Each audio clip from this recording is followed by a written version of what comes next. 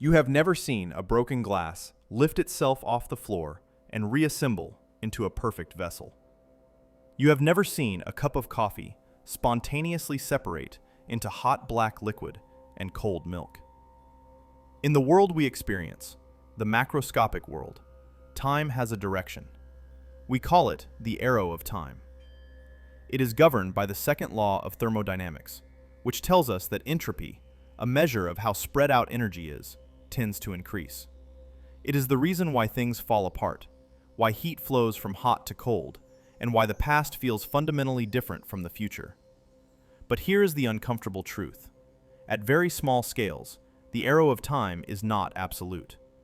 And in carefully controlled experiments, it can appear to break. This is not science fiction. It is a mathematical certainty, and it has been observed in real laboratories. For the next few minutes, we are going to look at one of the most counterintuitive results in modern physics. A situation where the laws that give time its direction stop behaving like laws, and start behaving like probabilities. To understand how this is possible, we need to understand why the arrow of time exists in the first place. Most fundamental laws of physics are time reversible. The equations for gravity, electromagnetism, even quantum mechanics, work the same whether time runs forward or backward. A planet orbiting a star looks perfectly valid if you play the motion in reverse. The second law of thermodynamics is different. It is not a rule about what must happen. It is a rule about what is overwhelmingly likely to happen when many particles are involved. Drop a drop of blue dye into a glass of water, and it will spread until the entire glass turns pale blue. The reverse process, the dye spontaneously gathering back into a single droplet, is not forbidden by physics. It is simply so unlikely that, for a macroscopic system, it effectively never happens. But physics changes when we shrink the system. At the scale of micrometers and nanometers, atoms are not calm. They jitter violently due to thermal motion. This is Brownian motion, the constant, chaotic buffeting of matter by surrounding molecules. At this scale, averages stop behaving smoothly. Fluctuations become dominant. And this is where the arrow of time begins to blur. In 2002, researchers at the Australian National University, led by Dennis Evans and Edith Searles, designed an experiment to test exactly how far the second law could be pushed. They used optical tweezers, a highly focused laser beam capable of trapping a single microscopic object. Inside water, they trapped a tiny latex bead only a few micrometers wide. In the macroscopic world, pulling an object through water always produces resistance. Work is converted into heat. Entropy increases. But instead of watching the bead over long times, the researchers examined its motion over extremely short intervals, thousandths of a second. And that is where something remarkable appeared. For brief moments, the bead did not resist motion. Instead, it received energy from its environment. Random thermal fluctuations kicked the bead forward, transferring heat into useful work. Along those short trajectories, entropy decreased. Not globally, not permanently, but measurably. For fractions of a second, the process ran opposite to what the arrow of time predicts. This did not violate the second law. It confirmed something deeper: the fluctuation theorem. The theorem states that the second law is statistical. It quantifies the probability that entropy will decrease in small systems observed over short times. It tells us two crucial things. First, as systems get larger, entropy-reducing fluctuations become astronomically unlikely. This is why broken glasses stay broken. Second, as observation times get longer, the probability also collapses. Temporary reversals are drowned out by long-term averages.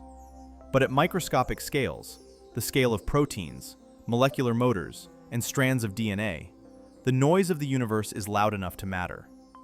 Inside your cells, tiny molecular machines constantly operate in this regime.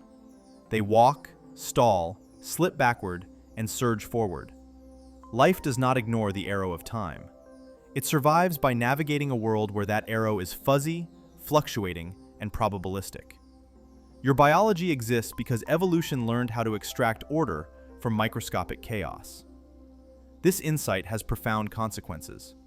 As technology shrinks toward nanomachines, molecular computers, and atomic-scale devices, we are entering a domain where thermodynamics no longer behaves like a strict master. We are building machines that operate at the boundary where time's direction is statistical, not guaranteed. But the deepest implication is philosophical.